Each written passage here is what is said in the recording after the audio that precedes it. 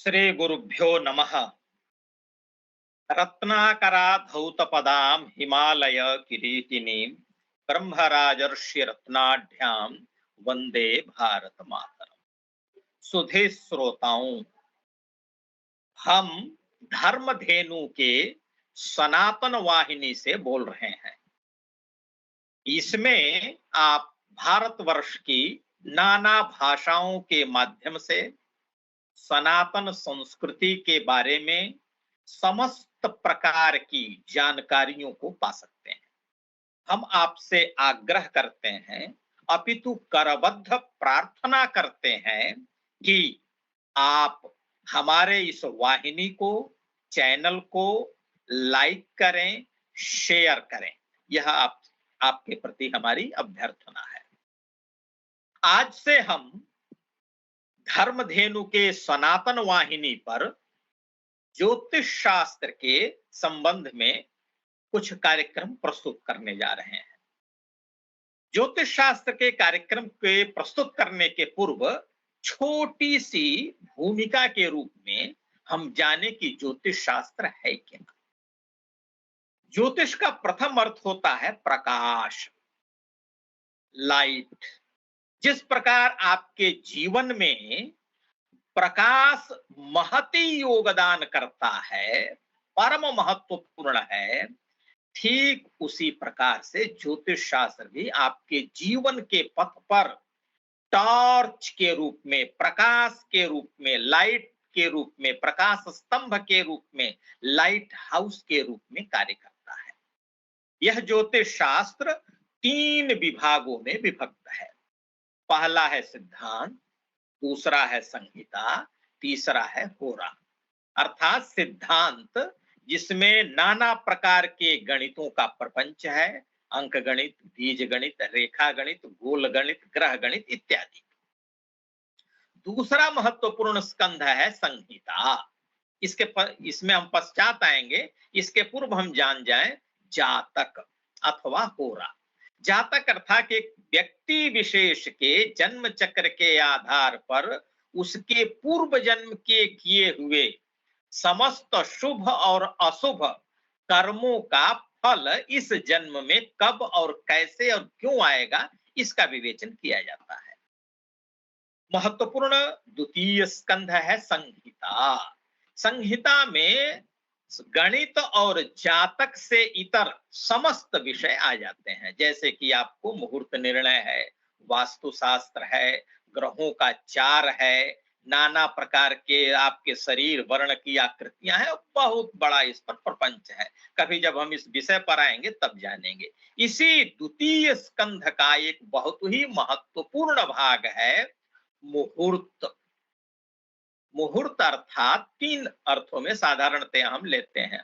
मुहूर्त अर्थात एक काल विशेष, मुहूर्त अर्थात शुभ और अशुभ, जो हम इस संबंध में आज जानने जा रहे हैं। अर्थात व्यक्ति के कौन से शुभ, शुभ ही नहीं है, अर्थात यहां तक कि अशुभ कर्म भी, यदि आपको किसी को विष देना है उसका भी मुहूर्त बताया जाता है। उसे ही उस विषय पर हम आज कुछ चर्चा करने जा रहे हैं। अर्थात आपके जीवन के लिए जो भी कोई उपयोगी होगा, एक उत्तम समय, उस उत्तम समय को हम देते हैं, बताते हैं। मुहूर्त से संबंधित अर्थात शुभ कार्य के संपादन के लिए एक आपके लिए सपोर्टिव टाइम। कैसे, इसको एक छोटे से उदाहरण से बताते हैं।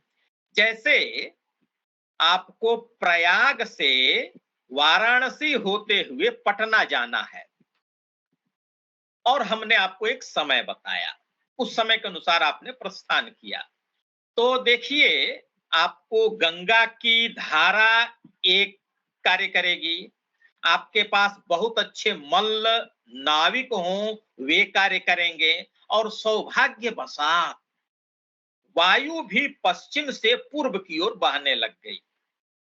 अब आप देखिए, यह जो एक शुभ समय है, एक उदाहरण के रूप में, उस समय आपने यात्रा पर आप प्रस्थित हुए, तो नौका के जो नाविक हैं वे तो कार्य कर ही रहे हैं।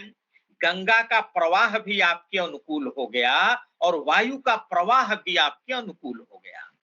यही शुभ समय है। अशुभ समय क्या है? आप पाटलिपुत्र से प्रयागराज की ओर आ रहे हैं।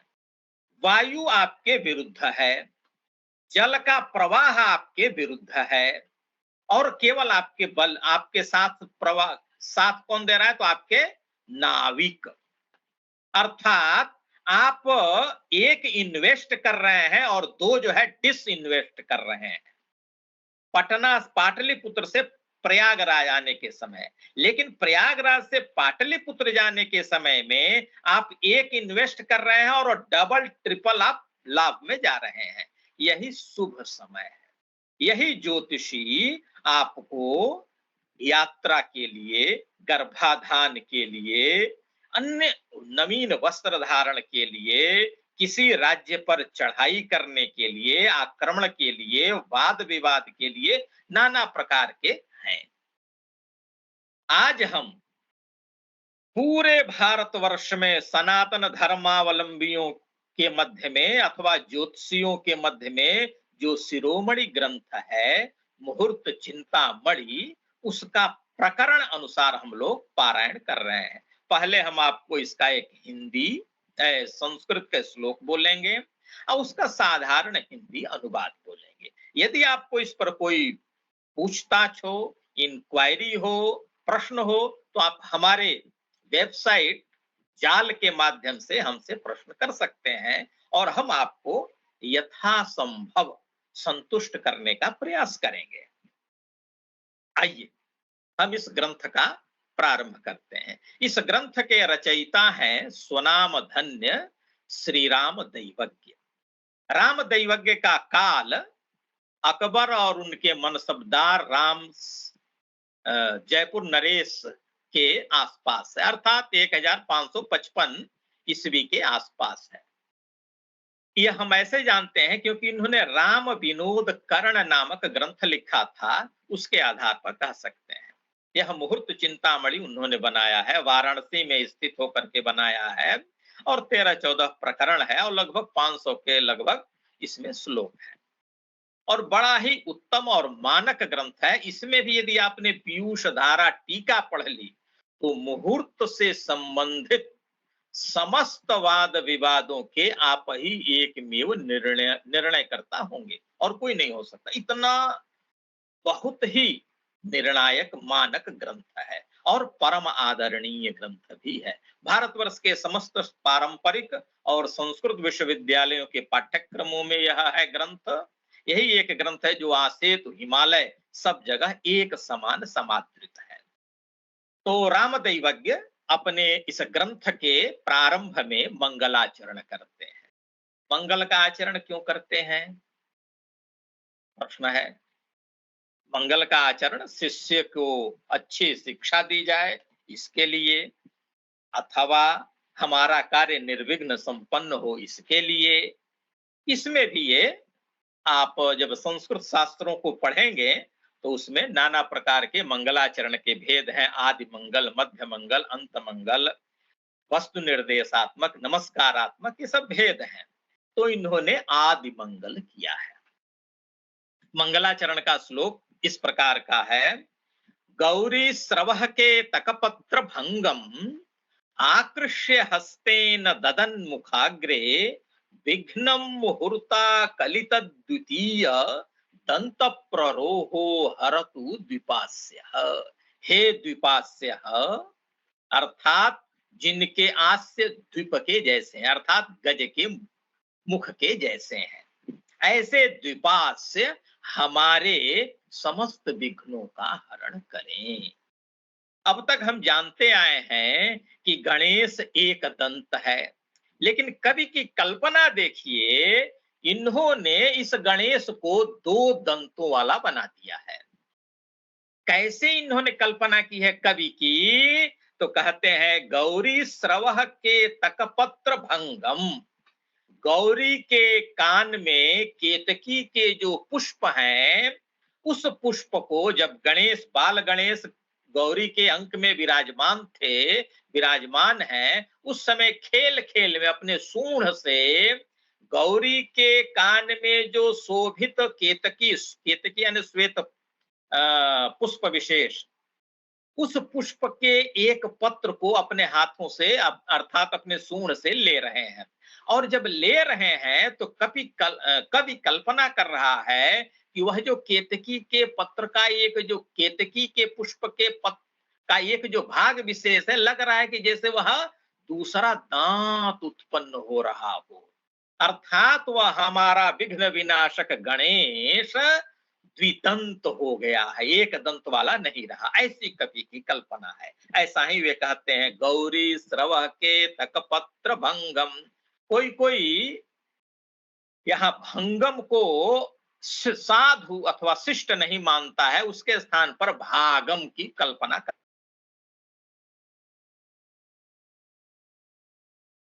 सकते हैं, उसमें कोई संदेह नहीं है।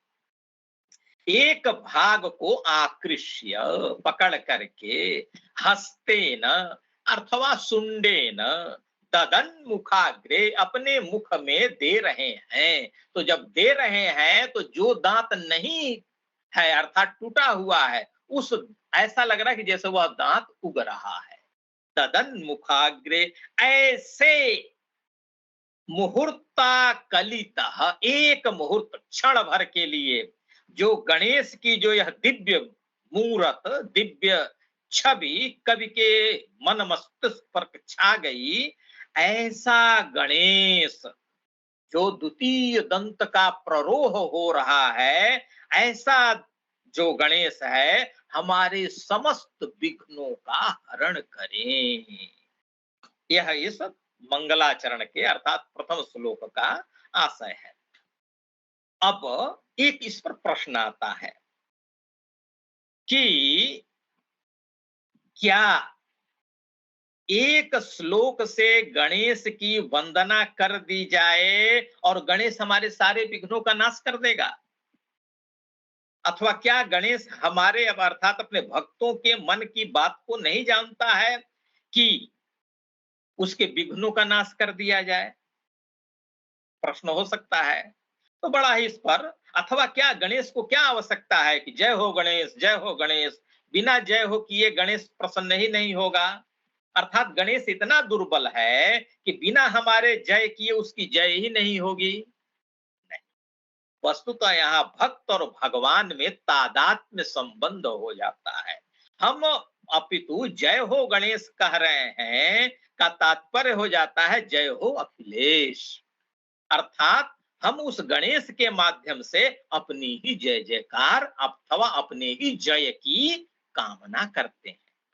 यह यहाँ भाव है, इस रूप में हमको यहाँ लेना चाहिए। इस प्रकार से मुहूर्त चिंतामणि के प्रथम प्रकरण शुभाशुभ प्रकरण का अर्थात ग्रंथ के प्रथम प्रकरण का प्रथम श्लोक संपूर्ण होता है।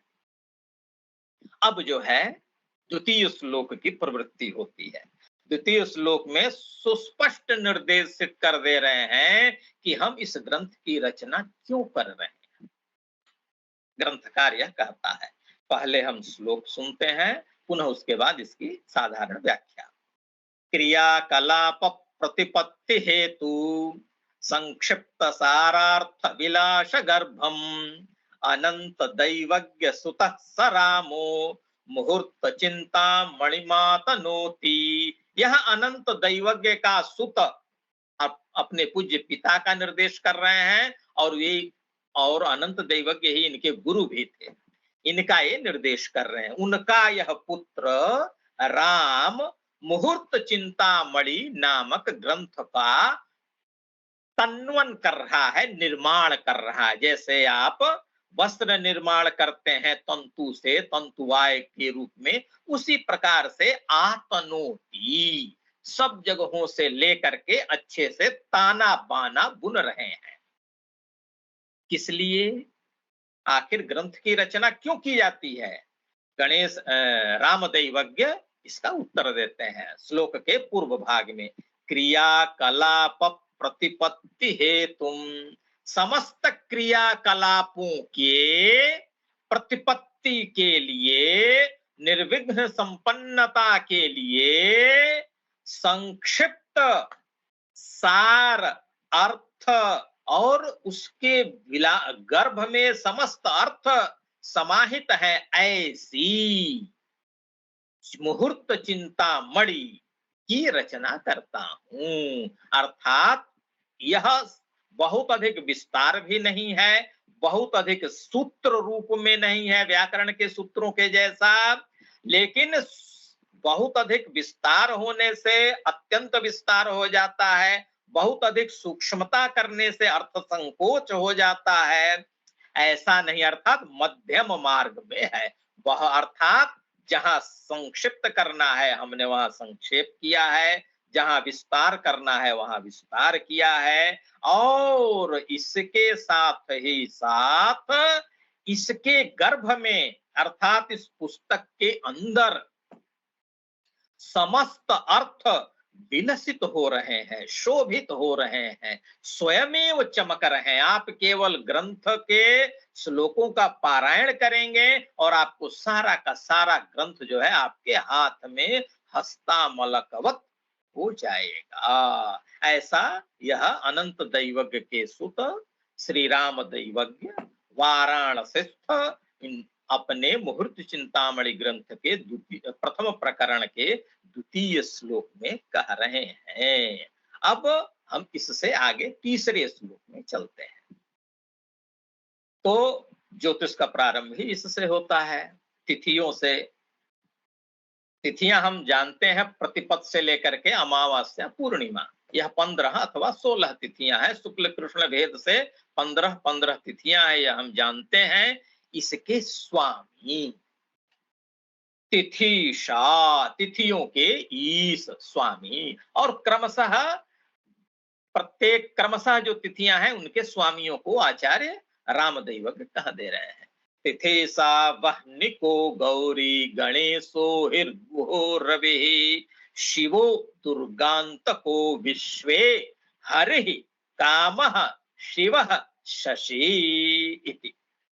शशि अर्थात चंद्रमा 15वीं तिथि अर्थात पूर्णिमा का स्वामी है, और क्रमशः इसमें उन्होंने कह दिया है तो प्रतिपद का स्वामी वह्नि अग्नि, का यानी ब्रह्मा, यह द्वितीया का स्वामी है। तृतीया गौरी, आपने सुना होगा गणेश चतुर्थी के निर्णय में, चतुर्थी गणनाथस्य मातृविद्या प्रशस्यते।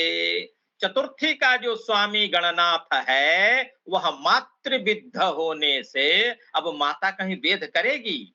मातृविद्या का तात्पर्य है तृतीया की जो स्वामिनी है गौरी, वह अर्थात तृतीया वेद युक्त चतुर्थी प्रशस्त मानी गई है। जब हम वेद के क्रम में चलेंगे तब वहां वेद के विषय में जानेंगे। वह्नि को गौरी, चतुर्थी तिथि गणेश, तिथेशा वह्नि को गौरी गणेशो अहि सर्प, पंचमी तिथि का स्वामी सर्प है। गणेशो हिर गुह, गुह कहते हैं कार्तिकेय को, षष्ठी, सूर्य जो है सप्तमी। इसी प्रकार से क्रमशः शिव, दुर्गा, शिव यानी शिव, दुर्गा यानी दुर्गा, अंतक यानी यमराज, और एकादशी का स्वामी विश्वेदेव, द्वादशी का हरि, काम यानी कामदेव, शिव यानी चतुर्दशी के स्वामी, और शशि अर्थात पूर्णिमा का स्वामी।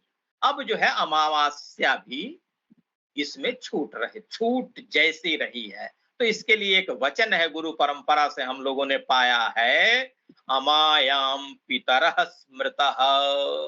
अमावस्या का स्वामित्व पितरों को दिया गया है। एक बार पुनः हम आपको बता दें, प्रतिपद का स्वामी अग्नि, द्वितीया का स्वामी ब्रह्मा, तृतीया का स्वामी अथवा स्वामिनी गौरी, चतुर्थी का स्वामी गणेश, पंचमी के स्वामी सर्प, उसके बाद से षष्ठी के स्वामी कुमार अथवा कार्तिकेय, सप्तमी के स्वामी सूर्य, अष्टमी के स्वामी शिव, नवमी की स्वामिनी देवी दुर्गा, दशमी के साक्षात स्वयं धर्मराज, एकादशी के विश्वेदेव, द्वादशी के विष्णु, त्रयोदशी के कामदेव, चतुर्दशी के स्वयं साक्षात स्वामी है महादेव, और पूर्णिमा का स्वामी शशि, और इसी ग्रंथ के अनुसार हम अमावस्या भी मान लेंगे, लेकिन प्राकारांतर से हमारे पास वचन उपलब्ध है, इसलिए इसके स्वामी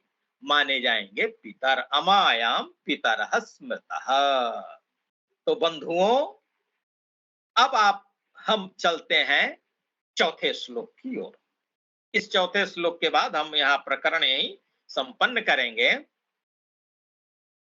यह तो तिथियों का स्वामित्व हो गया। अब जो है तिथियों के संज्ञा, कुछ ग्रुप बांट दिया है, दल बांध दिया है कि इन इन तिथियों की हम ये संज्ञा देते हैं। तो क्रमशः कहते हैं नंदा च भद्रा च जया च रिक्ता, पूर्णे तिथियो शुभ मध्यसस्ता, सिते असिते शस्त समाधमास्यु, सितज्ञ भौमार्की गुरौ च सिद्धा। अब यह जो है तीन तीन तिथियों का एक त्रिक है। उस एक एक त्रिक के क्रमशः स्वामी है नंदा, भद्रा, जया, रिक्ता और पूर्णा। अर्थात प्रतिपद, द्वितीया, तृतीया, चतुर्थी, पंचमी, पुनः षष्ठी, सप्तमी, अष्टमी, नवमी, दशमी, पुनः एकादशी, द्वादशी, त्रयोदशी, चतुर्दशी और पूर्णिमा अथवा अमावस्या। इनकी जो है नंदा, प्रतिपद की, षष्ठी की, एकादशी की नंदा नामक संज्ञा होती है। फिर उसके बाद से द्वितीया, सप्तमी और द्वादशी की भद्रा अथवा भद्र नामक संज्ञा, भद्र यानी कल्याण करने वाला वाली। जया तृतीया, अष्टमी, त्रयोदशी की जय संज्ञा है, यह जय देने वाली तिथि है। उसके बाद से चतुर्थी, नवमी, चतुर्दशी की रिक्ता संज्ञा है, खाली। उसके पश्चात पंचमी, दशमी, पूर्णिमा अथवा अमावस्या की पूर्णा संज्ञा है, अर्थात इसमें समस्त कार्य आपके पूर्ण हो सकते हैं। रिक्त संबंधी कार्य करने हो तो चतुर्दशी उत्तम है, नवमी उत्तम है, चतुर्थी उत्तम है। इसी प्रकार से हम तिथियों के संबंध में जान सकते हैं। यदि ये तिथियां सित यानी शुक्रवार के दिन नंदा हो, ज्ञा यानी बुधवार के दिन यदि भद्रा हो, भौम यानी मंगलवार के दिन यदि जया हो, रिक्ता अर्थात चतुर्थी, नवमी, चतुर्दशी के दिन आर्की यानी अर्क का पुत्र अर्थात शनि हो, शनिवार हो, और पंचमी, दशमी, पूर्णिमा अथवा अमावस्या के दिन गुरुवार हो, तो सिद्ध योग भी होता है। यह जो है क्रमशः हो गया। एक बार हम पुनः जान लें, अर्थात 1, 6, 11 को नंदा, पुनः इसी प्रकार से भद्रा, पुनः तृतीया, और उसी में 5 और जोड़ दें अष्टमी, त्रयोदशी को नंदा, भद्रा, जया कहेंगे। 4, 9, 14 को हम रिक्ता कहेंगे। 5, 10, 15 को पूर्णा कहेंगे। यह जो है तिथियों की संज्ञा विशेष है। तो बंधुओं, आज हम पुनः इस कामधेनु के सनातन वाहिनी पर आज हमारा कार्यक्रम यही संपन्न होता है। पुनः हम अगले हफ्ते आपसे पुनः मिलेंगे। तब तक के लिए जयतु भारती, जयतु भारत माता। किंतु आपसे एक निवेदन है कि आप हमारे इस चैनल को अवश्य लाइक करें, सब्सक्राइब करें और शेयर करें। जयतु भारती, जयतु भारत माता।